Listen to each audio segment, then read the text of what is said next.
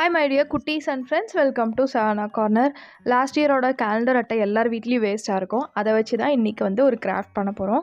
அது போக பழைய நியூஸ் பேப்பர் அதையும் யூஸ் பண்ண போகிறேன்.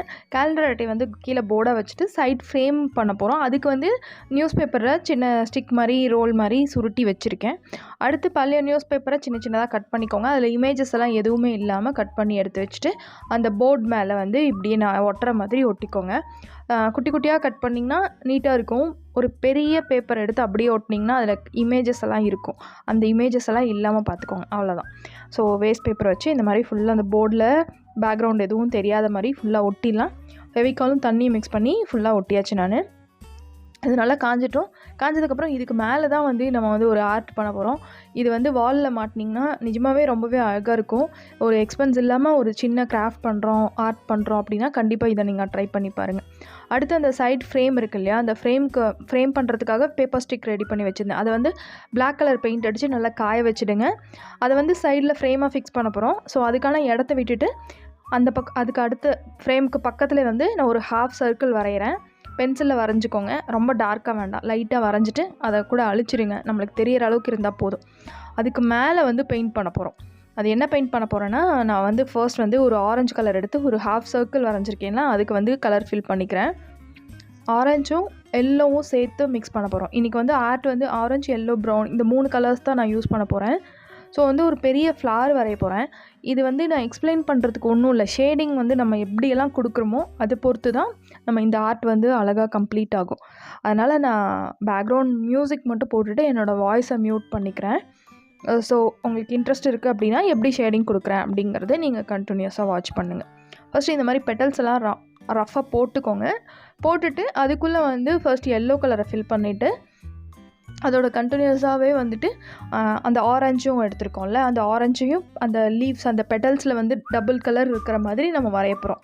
அவ்வளோதான். அது எல்லாமே ஃபுல் அண்ட் ஃபுல் வந்து ஷேடிங்கில் தான் இருக்குது இந்த ஆர்ட் ஃபுல்லாகவே. இது வந்து நீங்கள் எவ்வளோ பெரிய பேப்பரில் பண்ணினீங்கனாலும் அவ்வளோ அழகாக இருக்கும். ஸோ பேக்ரவுண்ட் வந்து கொஞ்சம் ஸ்ட்ராங்காக இருக்கணுங்கிறதுக்காக தான் அந்த கேலண்டர் அட்டை மேலே வந்து நியூஸ் பேப்பரை வந்து ஒட்டியிருக்கேன். ஸோ வந்து இப்போது எல்லாமே எல்லோ கலர் வந்து பெயிண்ட் பண்ணியாச்சு. பண்ணதுக்கப்புறமா இதுக்கு மேலே வந்து எக்ஸ்ட்ராவாக 2-3 கலர்ஸ் பெட்டல்ஸ்க்கு இருந்துச்சுன்னா அழகாக இருக்கும்ல, அதுக்கு வந்து நான் ஆரஞ்ச், ப்ரௌன் அந்த மாதிரி ஒரு 2 கலரையும் மிக்ஸ் பண்ணி இந்த மாதிரி பெட்டல்ஸில் வந்து கீழே இருந்து அந்த பூ சன்ஃப்ளவர் இது. ஸோ அதுக்கு கீழே பார்த்திங்கன்னா அந்த எண்டிலேருந்து வேறு கலர் ஸ்டார்ட் ஆகும்ல, அதுக்கான ஷேடிங் தான் நான் இப்போ கொடுத்துட்ருக்கேன்.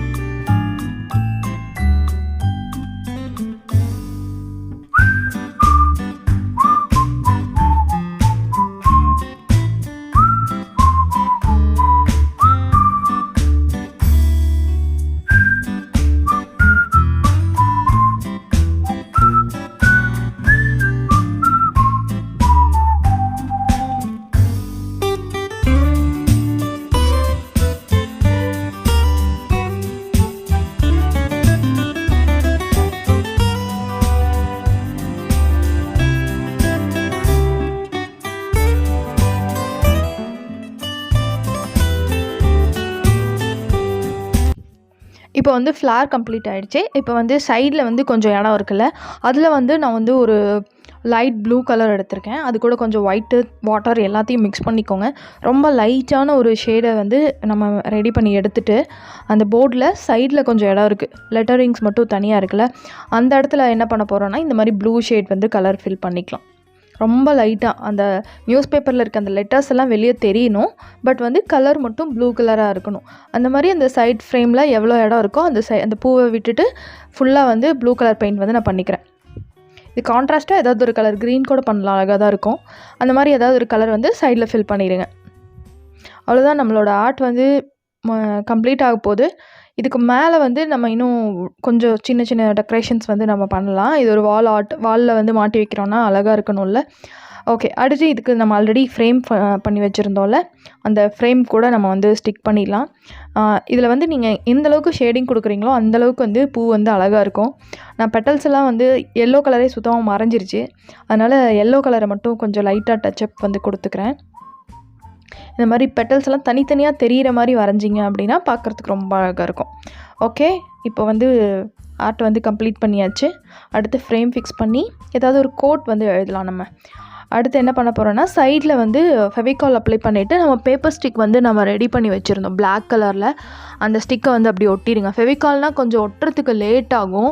அதனால் நான் வந்து ஹார்ட் க்ளூ தான் பெஸ்ட்டு. அதனால் சைடில் வந்து ஹார்ட் க்ளூ போட்டுட்டு 4 சைட்லேயும் அந்த ஃப்ரேமை ஃபிக்ஸ் பண்ணிடுறேன். ஒரு சைட்லேயும் ரெண்டு ஸ்டிக் வந்து நான் ஒட்டியிருக்கேன். ஸோ ஒட்டினிங்கன்னா கொஞ்சம் திக்காக இருக்கும் அந்த பார்டர் பார்க்குறதுக்கு. இதை வந்து நீங்கள் ஃப்ரேம் பண்ணி வச்சிங்கன்னா இந்த ஃப்ரேம் தேவையில்லை, நம்ம பேப்பர் ஸ்டிக்கில் ஒட்டியிருக்க ஃப்ரேம் வந்து தேவையில்லை. அப்படி கண்ணாடி ஃப்ரேம் போட்டு வச்சோம்னா ரொம்பவே அழகாக இருக்கும். அடுத்து சைடில் கொஞ்சம் இடம் இருக்குது, அதில் வந்து நீளமாக இடம் இருக்குது. அந்த இடத்த ஃபில் பண்ணுறதுக்காக ஏதாவது கோட் எழுதலாம் அப்படின்னு சொல்லி நான் கோட் எழுதினேன். அது வந்து கொஞ்சம் லென்த்தியாக நிறைய வேர்ட்ஸ் இருக்கிற மாதிரி இருந்தால் நல்லாயிருக்கும்ல. அதனால நான் ஃபஸ்ட்டு ரஃபாக வந்து you are the artist of your own life அப்படின்னு சொல்லிட்டு எழுதினேன். அது வந்து ரொம்ப லைட்டாக இருந்துச்சு. அதுக்கு மேலே வந்து பிளாக் ஸ்கெட்சில் வந்து டார்க் பண்ணிக்கோங்க. அவ்வளோதான். இதுக்கு மேலே ஷேடிங் தான். இந்த ஆர்ட்டில் ஃபுல் அண்ட் ஃபுல் வந்து நீங்கள் ஷேடிங் அந்தளவுக்கு கொடுக்குறீங்களோ அவ்வளோதான், அவ்வளோ அழகாக இருக்கும். அப்புறம் அந்த பிளாக் ஸ்கெட்ச்லேயே வந்து இந்த சன்ஃப்ளவருக்கு நடுவில் வந்து பிளாக் சீட்ஸ் இருக்கிற மாதிரி இருக்கும்ல, அதை வந்து ஃபில் பண்ணியிருக்கேன். அதை வந்து ஸ்கெட்ச்லேயே வந்து வரைஞ்சிருக்கேன். அவ்வளோதான். இந்த வீடியோ இன்ஃபர்மேஷன் உங்களுக்கு கண்டிப்பாக பிடிக்கும், அழகாக இருக்கும்னு நினைக்கிறேன். பிடிச்சிருந்தால் லைக் பண்ணுங்கள், கமெண்ட் பண்ணுங்கள், ஷேர் பண்ணுங்கள். நெக்ஸ்ட் வீடியோவில் பார்க்கலாம். Bye bye by.